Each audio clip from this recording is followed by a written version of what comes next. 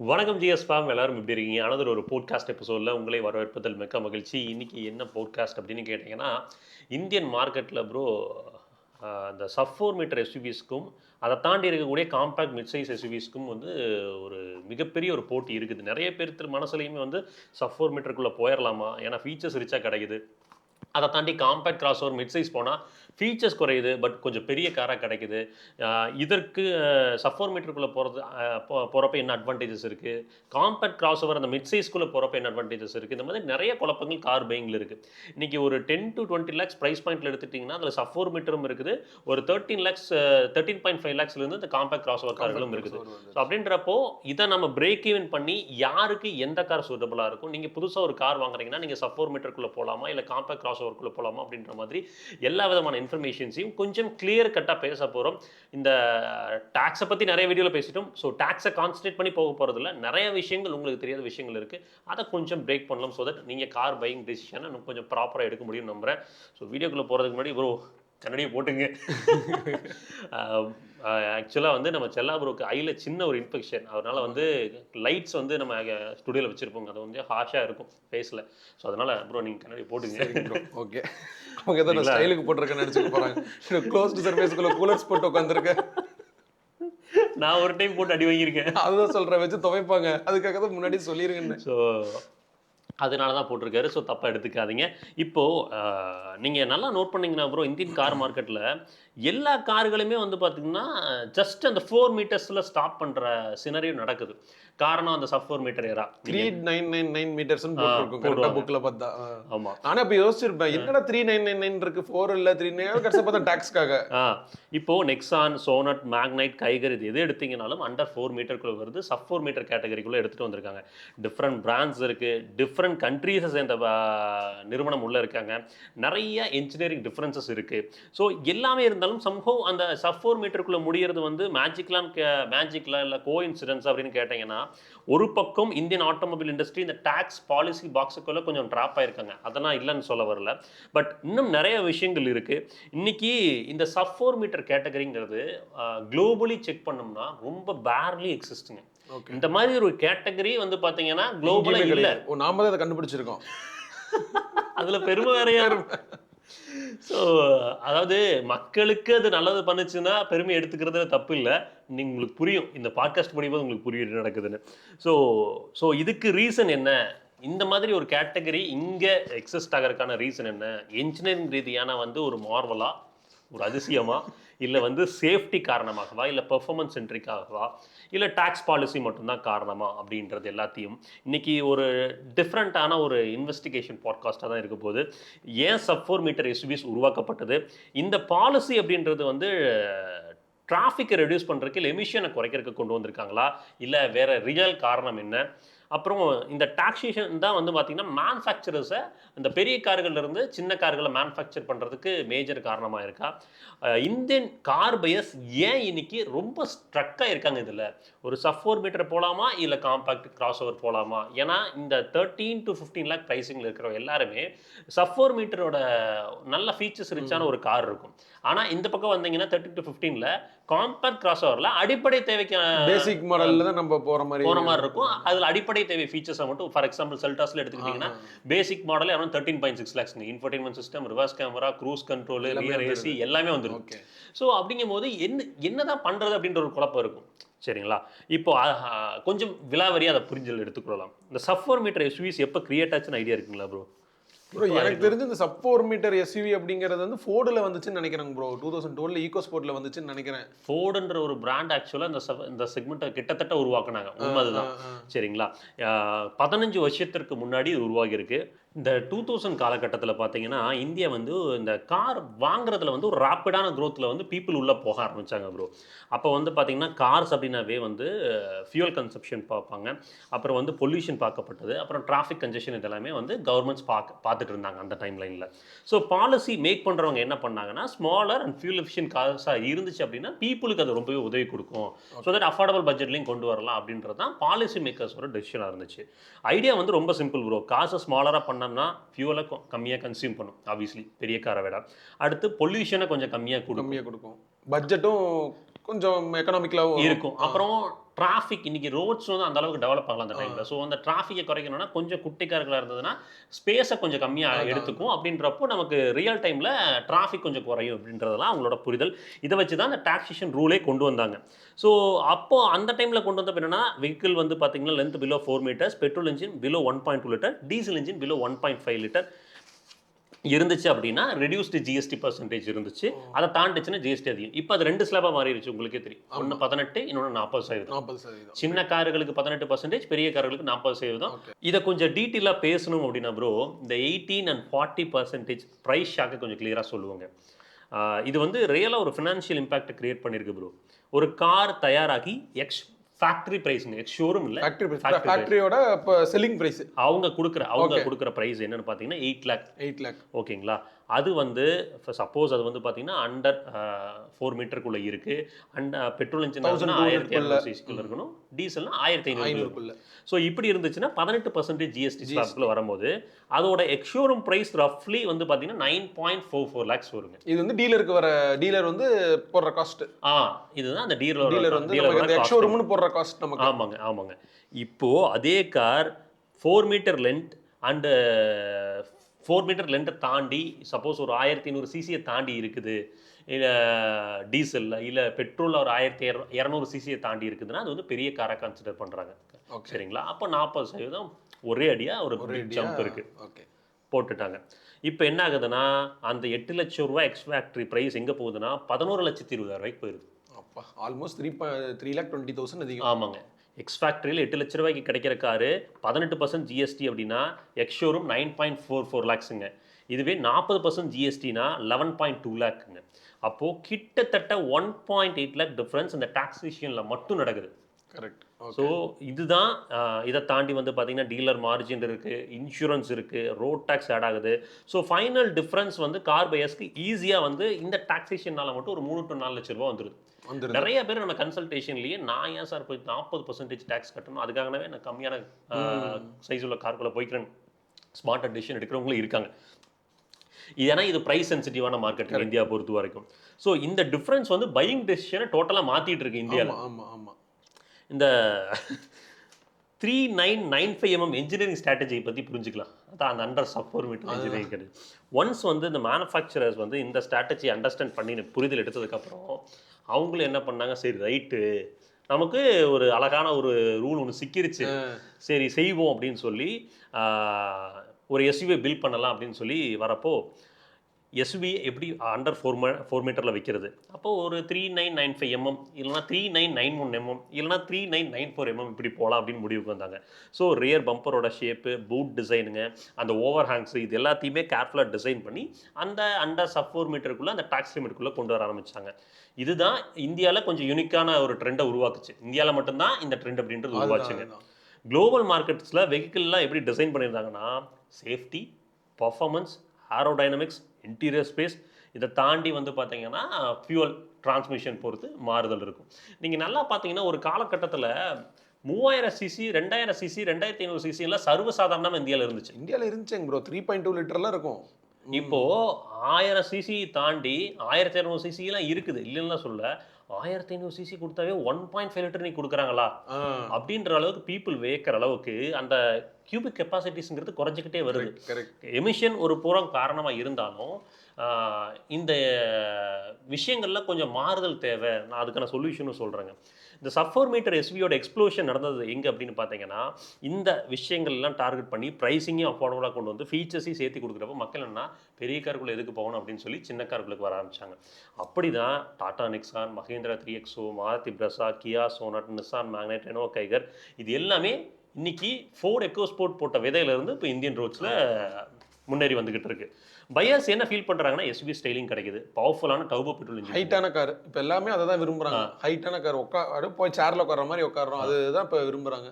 So அந்த 3999 ஒரு ஹைட்டான car கிடைக்கும் போது மக்கள் அதை ஆப்வியஸாக சூஸ் பண்ணுறாங்க. பட்ஜெட் அஃபோர்டபுளான பட்ஜெட்லேயே கிடைக்குது. அப்புறம் features so low price bracket நீங்கள் சொன்னது அதுவும் நடக்குது. ஸோ சைக்காலஜிக்கலி வந்து பார்த்தீங்கன்னா ஒரு பர்ஃபெக்ட் காம்ப்ரமைஸாக தான் இது ஃபீல் ஆகுது. அடுத்து நம்ம இதில் என்ன புரிதல் எடுத்துக்கொள்ளோம்னா, இந்த பாலிசி ஆக்சுவலாக கொண்டு வந்ததான பர்பஸை சால்வ் பண்ணுது அந்த சஃபர் மீட்டர் பாலிசி. அவங்க என்ன சொன்னாங்க, எமிஷன் சொன்னாங்க, அதுக்கப்புறம் ஸ்பேஸ் பற்றி சொன்னாங்க, இடைஞ்சல் இல்லாமல் இடையூறு இல்லாமல் இருக்கும் அப்படின்ற மாதிரி சொன்னாங்க. அப்புறம் பீப்புளுக்கு யூஸ்ஃபுல்லாக இருக்கும், ஃபியூல் எக்கானமிக்கெல்லாம் கார்கள் கொண்டு வர முடியும்னு சொன்னாங்க. இன்னைக்கு டர்போ பெட்ரோல் எங்கே எக்கானமி இருக்குது? அதுதானே சொன்ன மாதிரி. அதாவது இப்போ ஒரு 1200 சிசிக்கு மேல போகும்போது பெட்ரோல் இன்ஜின்ல பொல்யூஷன் அதிகமா இருக்குங்கிறனால நாங்க 1200 சிசிக்குள்ள இருக்கிற வண்டிக்கு நாங்க இந்த டாக்ஸ் ஸ்லாப் வைக்கிறோம் அப்படின்னு சொன்னா ஒரு நியாயம் இருக்கு. 1200க்கு மேல இருக்கிற வண்டியும் ஒரு 1300 சிசி இருக்கிற வண்டி 1200 சிசிக்கு பொல்யூஷன் டிஃபரன்ஸ் ஏதாச்சும் இருக்குமாங்க ப்ரோ? அது லைக் மைனூட்டா இருக்கும் ப்ரோ. ஆனா பட் அது ஒரு ஹியூஜ் எக்ஸாக்ட்லி நீங்க சொல்ற பாயிண்ட் தான் வரேன். ஏன் இதை தாண்டி எமிஷன் பேஸ்டு டாக்ஸேஷனுக்குள்ள போகக்கூடாது நம்ம? அதுதான் நீங்க ஓவரால் எமிஷனை கண்ட்ரோல் பண்ணுங்க. ஃபார் எக்ஸாம்பிள் ஒரு 1.5 லிட்டர் என்ஜினை நீங்க ஹைபிரிட் வச்சு கொடுத்தீங்கன்னா நீங்க ஒரு 1.2ல இருக்கிற எமிஷனை விட குறைவா கொடுக்க முடியும். சரிங்களா? அப்ப அப்படி நான் வந்தேன்னா எனக்கு டாக்ஸேஷன் ரிடக்ஷன் கொடுங்க. For example Toyota Hyryder 40% இருக்குது. இதே 18% டாக்ஸ் லெவலுக்கு வந்துச்சுன்னா நீங்க டொயோட்டா ஹை ரைடரோட பெட்ரோல் வேரியண்ட்டை விட கம்மியான பிரைசிங்ல இருக்கும். கம்மியான பிரைசிங்ல கிடைக்கும், மைலேஜ் அதிகமாக கிடைக்கும், பெட்ரோல் கன்சப்ஷன் கம்மியாக நடக்கும். அதெல்லாம் யோசிக்கிறது இல்லையே. ஸோ இங்கே ரொம்பவே அன்கம்ஃபர்டபுளான கொஸ்டின் என்ன அப்படின்னா, அந்த பாலிசி உண்மையாலுமே எல்லாத்தையுமே சால்வ் பண்ணியிருக்கான்னு கேட்டிங்கன்னா ஆப்வியஸ்லி நோ. டிராஃபிக் கன்ஜெஷனை பற்றி பேசும். சரிங்களா? A 3.99 meter SUV and 4.3 meter SUV almost road ஸ்பேஸில் ஒன்றா தான் இருக்கும். 3.99 என்னங்க? இன்னும் இப்போ நீங்கள் சென்டிமீட்டர் வச்சு அளந்தீங்கன்னா இவ்வளோ வருமாங்க?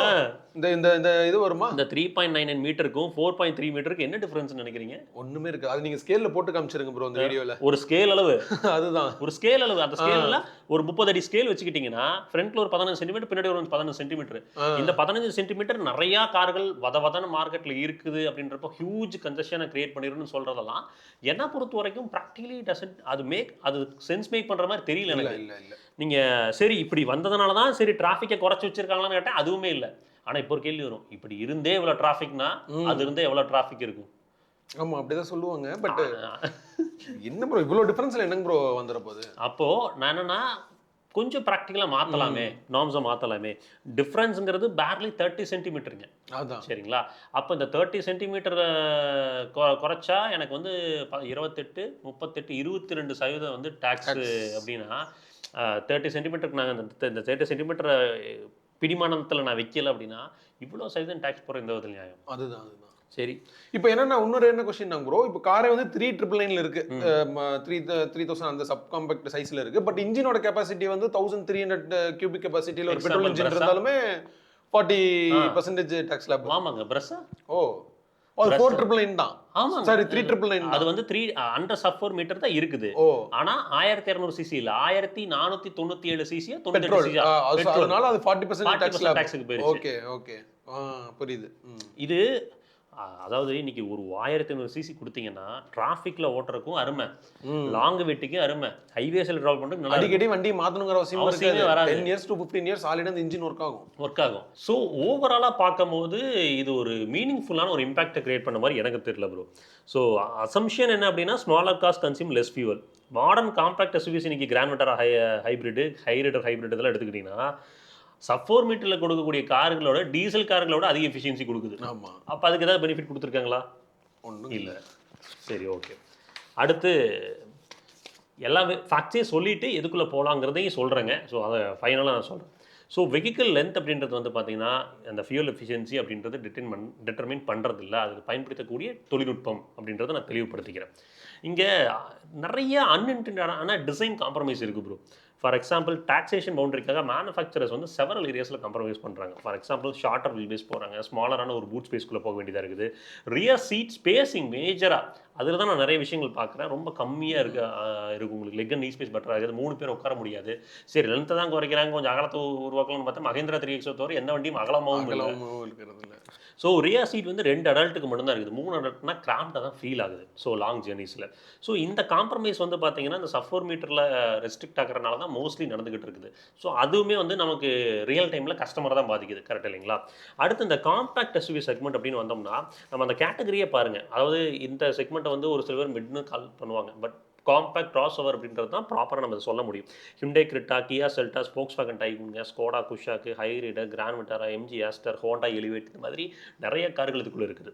ஸோ இது எல்லாமே 4 மீட்டர் எக்ஸீட் ஆகுது, 40% ஜிஎஸ்டி ப்ராக்கெட்டுக்குள்ளே போகுது. ஸோ ஆன் ப்ரைஸஸ் அப்ராக்சிமேட்லி வந்து 15 to 20 lakhs ஒரு ப்ராப்பர் வேரியண்ட்டுக்குள்ளே போகிறீங்கன்னா பேசிக் மாடல் ஒரு 13.8 கிடைக்குது, 13.6 to 13.8 lakhsல கிடைக்குது. ஸோ இதுக்குள்ளே போகும்போது நமக்கு அட்வான்டேஜ் என்ன அப்படின்னு பார்த்தீங்கன்னா, லாங்கரான வீல் பேஸுங்க, கொஞ்சம் பெட்டரான கேபின் ஸ்பேஸு, ஹைவே ஸ்டெபிலிட்டி கொஞ்சம் பெட்டராக இருக்கும். ஏன்னா சாசி வந்து கொஞ்சம் பெட்டர்மெண்ட் இருக்கும்போது லாங்கர் வீல் பேஸ் இருக்கும்போது உங்களுக்கு ஸ்டெபிலிட்டி நல்லா இருக்கு இருக்கும். ஸோ அப்படி பார்க்கும்போது பூட் ஸ்பேஸும் வந்து பார்த்தீங்கன்னா 430 to 500 liters ஈஸியாக கிடச்சிருது. ஸோ அப்போ அந்த ப்ரைஸ் ஒரு ப்ராப்பர் ஒரு ஒரு எஸ்யூவி ஒரு ஃபீல் கொடுக்கும். நீங்க சப்காம்பேக்ட் பாருங்க, ஒரு ஹாஃபா கட் பண்ண மாதிரி திடீர்னு சாப் ஆஃப் பண்ண மாதிரி ஒரு ஃபீல் இருக்கும். அது இதில் இருக்காது. இங்கே என்ஜின்ஸுமே வந்து லாங்கராக இருக்கும். நீங்கள் மோஸ்ட் ஆஃப் த என்ஜின்ஸ் வந்து பார்த்தீங்கன்னா ஹிண்டாயாக இருக்கட்டும், ஹோண்டாவாக இருக்கட்டும், மாருதியாக இருக்கட்டும், எல்லாருமே 1.5 லிட்டர் இன்ஜின்ஸ் தான் இதில் யூட்டிலைஸ் பண்ணுறாங்க. டர்போஸ் அப்படின்னு பார்த்தீங்கன்னா Volkswagenனும் ஸ்கோடாவும் மட்டும் தான் அந்த 1 லிட்டர் டர்போஸை ப்ளேஸ் பண்ணிட்டு இருக்காங்க. அதில் ஆப்ஷன் இருக்குது, 1.5 லிட்டர் ஆப்ஷனும் கொடுக்குறாங்க. சரிங்களா? ஸோ அப்படின்றப்போ பவர் ரேஞ்சும் வந்து கொஞ்சம் பெட்டர்மெண்ட் இருக்குது. நீங்கள் வந்து ஒரு அப்ராக்சிமேட்லி வந்து ஒரு 103 ஹார்ஸ் பவர்லேருந்து 115 ஹார்ஸ் பவர் வரைக்கும் நேச்சுரல் ஆஸ்பெக்டே ஜென்ரேட் பண்ணுது. டார்க்கு நீங்கள் எடுத்துக்கிட்டிங்கன்னா சர்வசாதாரணமாக ஒரு 140 Nm வரைக்கும் எடுத்துகிட்டு வராங்க. இதுவே நீங்கள் டர்போ பெட்ரோல்ஸ் போகிறீங்க அப்படின்னா 160 ஹார்ஸ் பவர் வரைக்கும் கிடைக்குது. ஸோ இது வந்து சிக்னிஃபிகண்ட்லி வந்து பார்த்தீங்கன்னா ஹைவே டிரைவிங்லையும் ஓவர்டேக் பண்ணுறப்போ லாங் டிரைவில் ரிலாக்ஸ்டாக இருக்கும் இந்த என்ஜின்ஸ். கரெக்ட். ஒரு 1.2 லிட்டர் 1 லிட்டர் டர்போ நம்ம ஓட்டுறப்பவும் ஒரு 1.5 லிட்டர் டர்போ இன்ஜின் லாங் நம்ம ஓட்டுறதுக்கும் டிராஸ்டிக்கான ஒரு டிஃபரன்ஸ் இருக்கும். இதுவே நிறைய சொல்றாங்க ப்ரோ. இந்த இப்போ Volkswagenல நீங்க எடுத்துக்கிட்டீங்கன்னா 1.5 லிட்டர் டிஎஸ்ஜி கொடுக்குற மைலேஜ் வந்து 1 லிட்டர் கொடுக்கறது இல்லை அப்படிங்கிறாங்க. ஹைவேஸ்ல 1.5 சூப்பராக கொடுக்கும். ஏன்னா நம்ம ஒரு யூசர் ரிவ்யூ பண்ணிருந்தோம், சொல்றாரு சார் நான் வந்து 100 கிலோ தான் க்ரூஸ் பண்றேன், 80 100 தான் க்ரூஸ் பண்றேன், இப்படி போனா சர்வசாதாரணமாக 18 to 19 வருது. ஸோ இதில் வந்து உங்களுக்கு மைலேஜ் வந்து உங்களுக்கு இப்போ 1.5ல தானே அது நல்லா கொடுக்குது உங்களுக்கு. ஆமாங்க. ஸோ இதில் வந்து நம்ம எங்கே கவர்மெண்ட் வந்து நமக்கு ஃபியூயல் சேவ் பண்ணி இதாகுதுன்னு நீங்கள் அது வந்து காமன் மேனுக்கான நீட்ஸை திங்க் பண்ணால் தானே அந்த மாதிரி யோசிக்கணும். ஸோ பையர்ஸ் சைக்காலஜியுமே இங்கே என்ன நடக்குது அப்படின்னா, இந்தியன் கார் பையர்ஸ் ஆக்சுவலாக எப்பவுமே ஒரு டைலமாவில் இருப்பாங்க. என்ன டைலமானா, ஒரு கார் பையர் உள்ள ஷோரூமில் என்டர் ஆகிறாங்கன்னா உங்களோட பட்ஜெட் ஒரு 12 லட்சமாக இருக்கும். அப்போது ஒரு ஃபுல்லி லோடடான sub-4 மீட்டர் எஸ்யூவியை ஒரு சேல்ஸ் பர்சன் காமிச்சாங்கன்னா தான் நீங்கள் டக்குன்னு அட்ராக்ட் ஆகி பை பண்ணுவீங்க. அதே இடத்துல நான் கொண்டு போய் ஒரு 1 லட்சம் கூட இருக்கக்கூடிய ஒரு செல்டாஸோட பேசிக் மாடலோ இல்லை கிராண்ட் விட்டாரா ஹைரைடரோட பேசிக் மாடல் அந்த அளவுக்கு இம்ப்ரெஸ் பண்ணாது. கரெக்ட். ஸோ இது வந்து நார்மலாக இருக்கக்கூடிய ஹியூமன் சைக்காலஜி. ஸோ அப்போது ஜஸ்ட் 3 to 4 lakhs நீங்கள் பே பண்ணுறீங்கன்னா நீங்கள் காம்பேக்ட் எஸ்யூவிஸ்குள்ளே மூவ் ஆன் ஆக முடியும்னு சொல்கிறாங்க சேல்ஸ் டீம். அப்போது பீப்புளுக்கு ஒரு கன்ஃபியூஷன், ஒரு 12 லட்சம் 13 லட்சம் போட்டோம்னா நல்லா ஃபீச்சர்ஸ் ரிச்சாக sub-4 மீட்டரில் கிடைக்குது. ஆனால் அதுலேருந்து ஒரு 1 லட்சம் 2 லட்சம் கூட போகிறோம் அப்படின்னா பெரிய காராக கிடைக்குது, ஆனால் ஃபீச்சர்ஸ் இல்லை. இங்கே தான் டைலமாவே ஆரம்பிக்குது. இந்த இடத்துல தான் உங்களுக்கும் டைலமானா கமெண்ட்டில் மென்ஷன் பண்ணுங்கள். ஸோ இப்போ தான் அதை பற்றி பேச ஆரம்பிக்க போகிறோம். மோர் features in a smaller SUV versus bigger car with less features. So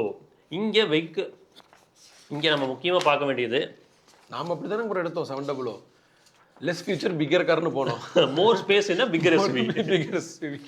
so இப்படி போகும்போது காம்படிஷன் ஹெவி ஆகுது. ஸோ ஒரு விஷயத்தை நம்ம உள்ள புரிதல் எடுத்துக்கொள்ளணும். இந்த sub-4 மீட்டரை வச்சு ப்ளே பண்ணிட்டு இருக்காங்க இல்லைங்க, அது மிகப்பெரிய அடியை வாங்க போகுது. அந்த ப்ரைஸிங் வந்து அஃபோர்டபுளாக கொடுத்துட்ருக்காங்க பார்த்தீங்களா, எங்கே வாங்க போகுதுன்னா CAFE 3 NUMSல வாங்க போகுது.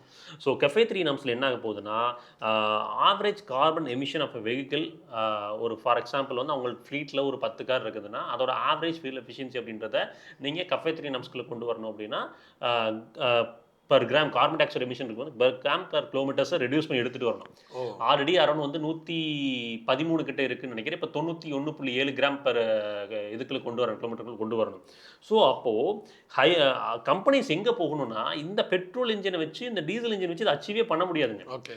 டீசல் இன்ஜின் ஆல்ரெடி BS6 ஸ்டேஜில் பயங்கரமாக காம்ப்ரமைஸ் பண்ணியிருக்காங்க. நிறைய விஷயங்கள் போட்டிருக்காங்க, அதெல்லாம் அஃபோர்டபுளாக கொண்டு வரல. திரும்ப BS7 போகுது, CAFE 3 வருதுன்னா டீசலுக்குள்ள வாய்ப்பே இல்லை. அது டீசல் இருக்காது. அப்போ நீங்கள் என்ன காரில் இருக்காது இல்லைன்னா 2 லட்ச ரூபா சேர்த்து கொடுக்குற மாதிரி இருக்கும். ஆப்வியஸ்லி வாங்க மாட்டாங்க, இப்போ பிராண்ட் விற்க மாட்டாங்க. அப்போது ஹைப்ரிட் டெக்னாலஜிக்குள்ள வரணும், எஃபிஷியன்ட்டான என்ஜின்ஸ் இல்லைன்னா எலக்ட்ரிஃபிகேஷனுக்குள்ளே போகணும். ஸோ அதனால தான் நீங்கள் நோட் பண்ணிங்கன்னா ஹைப்ரிட்டே ஆகுதுன்னு சொல்லிட்டு இருந்தால் நிறைய பிராண்ட்ஸ் உள்ள வராங்க. நீங்கள் டாட்டாவோட ஹைப்பீரியன் என்ஜின் எடுத்துக்கிட்டிங்கன்னா நேச்சுரல் ஆஸ்பிரேட்டர் போகும்போது அது வந்து அட்கின்சன் சைக்கிள் இருக்கும். அது ஒரு சின்ன ஹிண்ட் தான். ஃபியூச்சர்ல அதுல ஹைபிரிட் வரதுக்கான வாய்ப்புகள். ஏன்னா ஈஸியா அதை பிளேஸ் பண்ண முடியாது கன்சன் சைக்கிள் இருக்கிறனால. மகேந்திரா ஆல்ரெடி சொல்லிட்டாங்க Hybrid B6 வருது. XV9 இல்ல ஹைபிரிட் வரப்போகுது அப்படின்றது சொல்லிட்டாங்க. ரெனால்ட் டஸ்டர்ல வந்துருச்சு. மாருதி டொயோட்டா ஆல்ரெடி ப்ளே பண்ணிட்டு இருக்காங்க. ஹியூண்டை கொண்டு வராங்க, கியா கொண்டு வராங்க. இப்போ இதுல பிரான்ஸ்ல வரப்போகுது. பிரான்ஸ்ல சீரிஸ் ஹைபிரிட் வரப்போகுது. இன்னும் அஃபோர்டபுளா போகுது. So market will be moving into hybrids. So அதனால இது வந்து கவர்மெண்ட் எப்படி கொண்டு போகணும் அப்படின்னா எமிஷன்ஸை பொறுத்து டாக்ஸேஷனை கொண்டு வரணுமே ஒழிய இப்படி போகக்கூடாது. இதுவே டிலே தான் நம்ம ஹைபிரிட்ஸ்குள்ளே வரது காரணம் அந்த டாக்ஸேஷன். முதல்ல ஒரு சின்னதாக ஒரு ஃபார் எக்ஸாம்பிள் வந்து ஈவிக்கு வந்து கொடுக்குற மாதிரி ஹைபிரிட்ஸ்க்கு வந்து 40% வச்சுருக்கிறீங்க, அதை குறைச்சி ஒரு 20% கொண்டு வாங்க. பாதி கொடு. 18 வேணாம், ஒரு 22-20 அது மாதிரியே கொடுங்க. அப்படி கொடுத்தீங்கன்னா கூட பெட்டர்மெண்ட் இருந்திருக்கும். ஸோ இங்கே நம்ம ஃபஸ்ட்டு விஷயம் இந்த காம்பேக்ட்டுக்கும் இதுக்கும் உள்ள டிஃப்ரென்ஸ் இப்போ நாம் ரியல் டைமில் சொல்லுவோம், முடிவை சொல்லுவோம். இப்போது சப் 4 மீட்டர் எஸ்பிஎஸ் எடுக்கிறோம். ஃபீச்சர்ஸ் அப்படிங்கும் போது அடிப்படை ஃபீச்சர்ஸை ஃபஸ்ட்டு பார்ப்போம். டே டு டே லைஃப்பில் ஒரு ஏசி, ஓகேங்களா, பவர் விண்டோஸ் வேணும், அட்ஜஸ்டபிள் ORVM, ஒரு ப்ராப்பரான ஒரு இன்ஃபோடெயின்மெண்ட் சிஸ்டம், ரிவர்ஸ் கேமரா, ஓகேங்களா, ஒரு டீசெண்டான வெளிச்சம் தர ஹெட்லைட். நீங்கள் எந்த கார்லேயுமே இந்த டீசென்ட் வெளிச்சம் தர ஹெட்லைட் இல்லை. எல்லாமே மகேந்திரா தவிர, மகேந்திரா நல்லா இருக்குது ஆக்சுவலாக. ஸோ இப்படிலாம் வச்சு பார்க்கும்போது உங்களோட டே டு டே யூசேஜுக்கு நீங்கள் வந்து நிறைய பேர் வந்து எனக்கு பார்க்கிங்கில் இடையூறாக இருக்குன்னு சொல்கிறாங்க. பார்க்கிங்கில் இடையூறுன்னு பார்க்கும்போது இந்த காம்பேக்ட் கிராஸ் ஓவருக்கும் இந்த சப் 4 மீட்டருக்கும் ஆல்ரெடி சொல்லிட்டு இருக்கக்கூடிய டிஃப்ரென்ஸுங்கிறது ஃப்ரண்ட்டில் ஒரு 15 சென்டிமீட்டர், பின்னாடி ஒரு 15 சென்டிமீட்டர். அது உங்களுக்கு ஒரு மிகப்பெரிய பிரச்சனையாக இருக்க போகுது அப்படின்னா நீங்கள் சப் 4 மீட்டருக்குள்ளே போகலாம். இல்லைன்னா நீங்கள் பேசிக் ஃபீச்சர்ஸோட, அதாவது அடிப்படை ஃபீச்சர்ஸோட நீங்கள் காம்பேக்ட் கிராஸ் ஓவருக்குள்ளே போயிட்டு நீங்கள் உங்களுக்கு தேவையான விஷயங்களை அப்கிரேட் பண்ணிக்கிட்டீங்கன்னா அந்த கார் த்ரூ அவுட் அடுத்த ஒரு 10 வருஷத்துக்கு உங்களுக்கு கம்ஃபர்டபுளாக ஃபீல் ஆகும். கண்டிப்பாக நீங்கள் சஸ்பென்ஷன் வைஸ் நல்லாயிருக்கும், ஹேண்ட்லிங் கொஞ்சம் பெட்டர்மெண்ட் இருக்கும். ஹேண்ட்லிங் இந்த சென்ஸ் வந்து பார்த்தீங்கன்னா ப்ரெடிக்டபுளாக இருக்கும். சப் 4 மீட்டரில் நீங்கள் வந்து பார்த்தீங்கன்னா எனக்கு தெரிஞ்ச கைலாக் அண்ட் 3XO வந்து சூப்பராக இருக்கும். அதை தாண்டி மீதம் இருக்கக்கூடிய கார்கள்லாம் வந்து பார்த்தீங்கன்னா ஆவரேஜ் அட் இட்ஸ் பெஸ்ட் அப்படின்ற மாதிரி சொல்லலாம். இதுவே நீங்கள் வந்து சப் 4 மீட்டர் தாண்டி இந்த காம்பேக்ட் கிராஸ் ஓவர்களை வரும்போது எல்லா கார்களுமே வந்து ஸ்டெபிலிட்டி ரீதியாக பிரச்சனையே இருக்கிறது இல்லை. ஓரளவுக்கு நல்லாவே பண்ணியிருக்கேன். ஈவன் மாருதியோட கிராண்ட் மெட்ரா ஹைரைட் எடுத்திங்கன்னா கூட டீசெண்டான ஒரு ஸ்டெபிலிட்டியோட தான் ஃபீல் ஆகுது ட்ரிபிள் டிஜிட் ஸ்பீட்ஸ்லையுமே. ஸ்பேசியஸாக இருக்கிறப்போ லாங் ட்ராவல் ரொம்ப கன்வீனியன்ட்டாக இருக்கும். எந்த விதத்துலையுமே நமக்கு அது ஒரு தொந்தரவாக இருக்காது. நீங்கள் ப்ராக்டிக்கலாக ஒரு ஃபேமிலி பர்சனாக இருக்கீங்க, எனக்கு வந்து நான் லாங் ஜேர்னிஸ் அதிகமாக போவேன், இல்லை அக்கேஷனால தான் அந்த வண்டி எடுப்பேன், ஒரு குடும்பத்தில் ஒரு 5 பேர் சாதாரணமாக நாங்கள் போக போகிறோம், கொஞ்சம் ஸ்பேசியஸாக வேணும் அப்படின்னீங்கன்னா முடிஞ்ச வரைக்கும் காம்பேக்ட் செக்மெண்ட்டுக்குள்ளே போயிருங்க. ஒரு சில ஃபீச்சர்ஸ் மிஸ் அவுட் ஆனாலும் அது நாளைக்கு கொஞ்சம் ஆடப் கூட பண்ணிக்கலாம். ஆஃப்டர் மார்க்கெட்டில் வந்து எல்லா இதுக்குமே ஆப்ஷன்ஸ் வந்து சொல்யூஷன் வந்துருச்சு. நீங்கள் ஃபார் எக்ஸாம்பிள் வந்து ஒரு திரும்ப செல்டாஸ் சொல்கிறனால அதை ப்ரொஜெக்ட் பண்ண நினைக்காது, செல்டாஸை வச்சு சொல்கிறேன். செல்டாஸோட பேசிக் மாடல் எடுத்துக்கிட்டிங்கன்னா ஆனோட 13,60,000 13,60,000 பின்னாடி 3 பேர் உட்கார முடியும், அடல்ட் உட்கார முடியும். அதில் மேஜர் மிஸ்ஸிங்னா ரியர் டீஃபகர் வைப்பர் மட்டும் தான் மிஸ் பண்ணியிருக்காங்க. Rear AC push button start இல்லை, உங்களுக்கு மேனுவல் ஏசி கொடுத்துருக்காங்க, infotainment system, 4 speaker, 2 tweeter, audio quality டீசெண்டாக இருக்குது, ரிவர்ஸ் கேமரா ப்ராப்பராக கொடுத்துருக்காங்க. அப்புறம் வெளிச்சத்தை பொறுத்த வரைக்கும் லைட்ஸ் கொஞ்சம் டீசெண்டாக பண்ணியிருக்காங்க. அந்த ப்ரைஸ் இட் ஜஸ்டிஃபைஸ். இந்த மாதிரி கிடைக்கக்கூடிய கார்களை விட நமக்கு வந்து ஒரு சப் 4 மீட்டரில் போய் ஒரு டர்போ எடுக்கிறது வந்து சஜஸ்டபிள் இல்லை என்னை பொறுத்த வரைக்கும். எப்போ இந்த டர்போ பெட்ரோல்ஸ்குள்ளே போகலாம் அப்படின்னா, நான் வந்து ரொம்ப என்தூசியாஸ்டிக்காக வண்டியை ஓட்ட நினைக்கக்கூடிய ஆள், ரொம்ப ஃபீச்சர்ஸ் சென்ட்ரிக்காக யோசிக்கக்கூடிய ஆள், எனக்கு ஃபீச்சர்ஸ் ரொம்ப முக்கியம் அப்படின்னு சொல்லி யோசிக்கக்கூடிய ஆள். ஏன்னா ஒவ்வொருத்தரோட புரிதல் ஒரு மாதிரி மாறும். ஒரு சில பேர்த்துக்கு ஃபீச்சர்ஸ் பிடிச்சிருக்கும், அது ஃபீச்சர்ஸ் பிடிக்கக்கூடாதுன்னு நம்மளால சொல்லவே முடியாது, சரிங்களா. அப்புறம் உங்களோட ட்ராவல் வந்து பார்த்தீங்கன்னா இஃப் அட் ஆல் சிட்டிக்குள்ளே இருக்குது அப்படின்னா சப் 4 மீட்டரில் natural aspect, if at all வந்து ஹைவேஸ் ஜாஸ்திங்கன்னா சப் 4 மீட்டரில் நீங்கள் டர்போ பெட்ரோல்ஸ் போகலாம். ஆனால் என்னோட புரிதல் என்னென்னா, நீங்கள் வந்து பட்ஜெட்குள்ளே ரெஸ்ட்ரிக்ட் ஆகிறீங்க, உங்களுக்கு இந்த டிரான்ஸ்மிஷன் வேணும், இதுக்குள்ளே இருக்கணும் அப்படின்ற மாதிரிலாம் மனசில் பின்பங்கள் இருக்குது அப்படின்னா take a test drive, compare பண்ணுங்கள். இன்றைக்கி ஒரு வீடியோ கூட அது போட்டிருக்கோம். நீங்கள் வந்து ஒரு சப் 4 மீட்டர் காரையும் ஓட்டிட்டு அப்படியே வந்து ஒரு காம்பேக்ட் கிராஸ் ஓவர் காரை ஓட்டுங்க, எவிடெண்ட்டாக டிஃப்ரென்ஸ் தெரியும். அப்போ அதில் எது வேணும்னு நீங்கள் முடிவு எடுத்துங்க. இப்போ நான் ஒரு பர்சனலாக எனக்கு புரிதல் எடுத்து நான் எப்படி எடுப்பேன்னா, நான் வந்து சிட்டிக்குள்ளே அதிகம் ஓட்டுவேன், ஹைவேஸ்லேயும் ட்ராவல் இருக்கும். நமக்கு வந்து சர்வசாதாரண இப்போ 2 விஷயத்தில் 60,000 கிலோமீட்டருக்கு மேலே ஓட்டிட்டோம். அப்போ நம்மளோட ட்ராவலை ப்ரெடிக்டே பண்ண முடியாது. ஒரு சில பேருக்கு அதுதான் ஒரு பிரச்சனையாக இருக்குது. சிட்டிக்குள்ளே ஓட்டுவோமா இல்லை ஹைவேல ஓட்டுவோங்கிற ஒரு இதே அவங்களால ஜட்ஜ் பண்ண முடியாது. என்னைக்கு வேணால் வேலை வரும், திடீர்னு ஃபேமிலியோட போவாங்க, அப்போ வந்து அவங்களுக்கு இது ஃபீல் ஆகும், ஐயோ அண்டர் பவர்டாக இருக்கு, நம்ம சிட்டிக்காக எடுத்தோமே அப்படிங்கிற மாதிரி ஃபீல் ஆகும். அதுவே ஒரு அன்பிரடிக்டபிளாக இருக்கும். இன்னொன்று ஆட்டோமேட்டிக் கன்வென்ஷன் ஆப்வியஸ்லி இந்த பட்ஜெட்டுக்குள்ள நான் சஃபர் மீட்டருக்குள்ள தான் குதிச்சாகும். இல்லைனா நான் ஆட்டோமேட்டிக் எது போனீங்கனாலும் 17 லட்சத்துலேருந்து தான் தோங்குது. நீங்கள் வந்து கிராண்ட் வெட்டரா ஹை ரேட் இதெல்லாம் போனீங்கன்னா கிட்டத்தட்ட 17 லட்சம் வந்துருது விக்டோரிஸ் போனீங்கனாலும். மீதம் வந்து செல்டாஸ் போகிறீங்க, கிரெட்டா போகிறீங்க, இதெல்லாம் போனீங்கனாலும் கிட்டத்தட்ட வந்து 18 லட்சம் 19 லட்சம். ஹோண்டா எலிவேட் போகிறீங்கனாலும் கிட்டத்தட்ட வந்து 16 to 17 லட்சம் வந்துருது. ஸோ அப்போது பட்ஜெட் ரொம்ப கூட போகும்போது நான் சஃபர் மீட்டருக்குள்ள நெருங்கக்கூடிய ஒரு சூழ்நிலை தான் இருக்கேன். ஆனால் நீங்கள் ஒரு ப்ராக்டிக்கலான ஒரு காராக பார்க்குறீங்க அப்படின்னா என்னை பொறுத்த வரைக்கும் வந்து காம்பேக்ட் க்ராஸர் வில் பி பெட்டர். ஏன்னா உங்களுக்கு அடுத்து அப்கிரேட் பண்ணணுங்கிற ஒரு ஆப்ஷன் தேவைப்படாது இன்னும் கொஞ்சம் நாள்ல.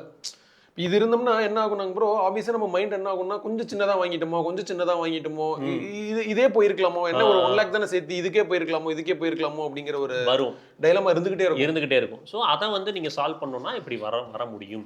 ஸோ யாருக்கு சஃப்4 மீட்டர் யாருக்கு காம்பேக்ட் கிராஸ் ஓவர் அப்படின்னு சொல்லி ஃபைனலாக கேட்டிங்கன்னா, நீங்கள் பட்ஜெட் பிரச்சனை இல்லை அப்படின்னா definitely it will be compact cross over தான்.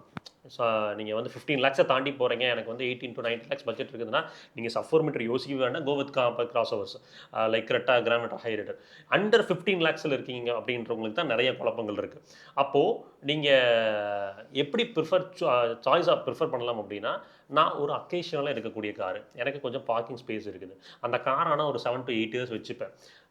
எனக்கு வந்து தேவைக்கேற்ப ப்ராக்டிகலிட்டி பூர்த்தி செய்யக்கூடிய ஃபீச்சர்ஸ் அண்ட் கம்ஃபர்ட் இருந்தால் போதும் அப்படின்னா டெஃபினெட்லி நீங்கள் வந்து காம்பேக்ட் கிராஸ் ஓவர் செக்மெண்ட் போயிருங்க. சஃப்4 மீட்டருக்குள்ள நெருங்காது. சஃப்4 மீட்டர் எப்போ போகலான்னா, நீங்கள் சிட்டி ட்ராவல் வந்து ஒரு 70% தாண்டி சிட்டிக்குள்ளே மட்டும் தான் நான் ஓட்ட போகிறேன், நெருக்கி ஓட்ட போகிறேன். ரொம்ப ஹெக்டிக்கான ஒரு டிராஃபிக்காக இருக்குது. அடுத்து அதுக்குள்ளே போகும்போது வந்து பார்த்தீங்கன்னா எனக்கு கொஞ்சம் காம்பேக்டாக இருந்துட்டு நான் ட்ரைவ் பண்ணுறதுக்கு கொஞ்சம் ஈஸியாக இருக்குன்னு ஒரு சில பேர் நினைப்பீங்க.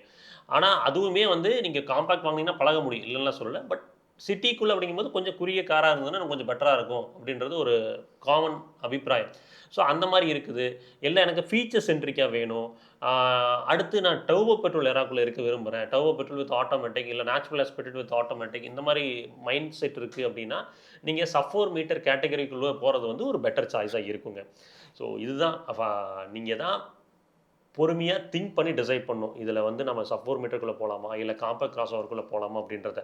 ஏன்னா நாம் இன்வெஸ்ட் பண்ணுற காசு வந்து நம்ம இன்றைக்கி சம்பாரிச்சது மட்டும் கிடையாது, நாளைக்கு சம்பாதிக்க போகிற காசையும் உள்ளே போடுறோம். அப்படிங்கும்போது ரொம்ப பொறுமையாக டிஸ்கஸ் பண்ணுங்கள். இதுக்கு நாங்கள் சொல்கிறதுலையுமே குழப்பம் இருக்குதுன்னா இதுக்கான பதில் ஈஸியாக எப்போ கிடைக்கும்னா, நீங்கள் ஒரு டெஸ்ட் ட்ரைவ் எடுத்தீங்கன்னா தயவு செஞ்சு காரை டெஸ்ட் ட்ரைவ் எடுங்க. நீங்கள் மனசில் இந்த உங்கள் பட்ஜெட்டில் ஒரு 13 to 15 lakhs இருக்குதுன்னா அதில் பார்த்துருக்கக்கூடிய காம்பேக்ட் கிராஸ் ஓவரையும் டெஸ்ட் ட்ரைவ் எடுங்க, இதையும் டெஸ்ட் ட்ரைவ் எடுங்க. எடுத்து பார்த்து டிசைட் பண்ணுங்கள். அது உங்களுக்கு உண்மையாலுமே கிளியரான ஒரு ஐடியாவை கொடுக்கும். ஸோ உங்களோட முடிவு என்ன? நீங்கள் இன்றைக்கி ஒரு கார் வாங்குறாப்புல ஐடியாவில் இருக்கீங்கன்னா ஒரு சஃப்4 மீட்டர் எஸ்யூவிக்குள்ளே போவீங்களா, அப்படி போய் ஒரு 4 to 5 lakhs சேமிப்பீங்களா, இல்லை கொஞ்சம் ஸ்பெண்ட் பண்ணி அந்த லார்ஜரான ஒரு காம்பேக்ட் எஸ்யூவிக்குள்ளே போவீங்களான்னு கமெண்ட்டில் மென்ஷன் பண்ணுங்கள். உங்களோட தாட்ஸ் அண்ட் டீல்ஸை நாங்களும் தெரிஞ்சுக்கிறோம். ஸோ அடுத்த ஒரு பாட்காஸ்ட்டில் இன்னொரு பெட்டரான இன்ஃபர்மேஷனில் பெட்டரான தகவலோடு சந்திப்போம். அது வரைக்கும் எப்பவுமே சொல்கிறது தான், ரோட்டில் போய் வரப்போ உங்களை நம்பி இப்படி குடும்பம் இருக்கும், அதே மாதிரி ரோட்டில் போய் வர சக மனதில் நம்பி நேசிக்கிற குடும்பம் இருக்குது. அது சஹச்சர வேணாம், பத்திரமா போய் பத்திரமா வாங்க. டரா, டேக் கேர், பை.